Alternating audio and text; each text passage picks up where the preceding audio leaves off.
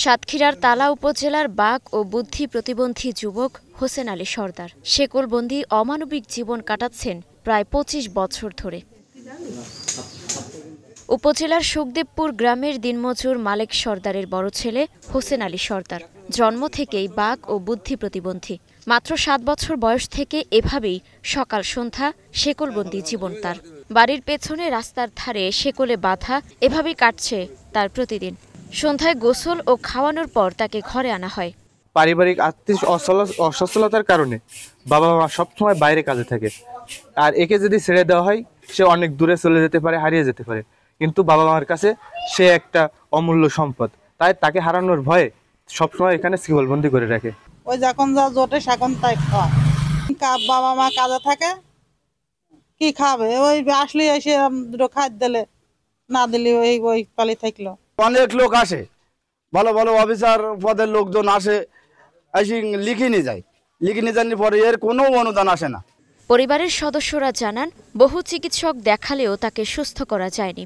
শেকলবন্দি রাখার কারণ হিসেবে হোসেন আলীর বাবা জানান, ছোটবেলায় তাকে ছেড়ে দিলে দূরে চলে যেত, অনেকদিন খোঁজ মিলত না। তাই ছেলেকে হারিয়ে ফেলার ভয়ে বাবা মা তাকে শেকলবন্দি করে রাখেন। আমার বড় ভাই 25 বছর যাবত এভাবে সেগুল দিয়ে বাঁধা থাকে। আমাদের আব্বুর আর্থিক অসুবিধার জন্য এনাকে ভালো পরিবেশে রাখতে পারে না। সরকার থেকে যদি সেরকম সুযোগ হয় ওনাকে একটু ভালো পরিবেশে রাখার সেই ব্যবস্থা আপনি একটু করবেন। আমি তোর মা, আমি মরে গেলে ওর দুনিয়ায় কেউ নেই। ওর অত্যাচার, ওর পরে অত্যাচার হয়, কেউ ভাই কেন বিচার পরিষ্কার করবে না? ওর একটু অর্থবিত্ত হলে ও বেশি বেশি খাতে পারবে। এই দিকে আমি কামনা করি। আমার ঘর দরকার নেই, আমার ঘর আল্লাহ ভাগ দিয়েছে। আমার ছেলেটা 30 বছর প্রতিবন্ধী, আমরা 25 বছর বন্দি রাখতে চলে। আর যদি বন্দি রাখতে হয় ভালো পরিবেশে রাখতে পারি, সে একটা লাইন করে দেন। ওর 30 বছর বয়স, তা 25 বছর বান্দিত।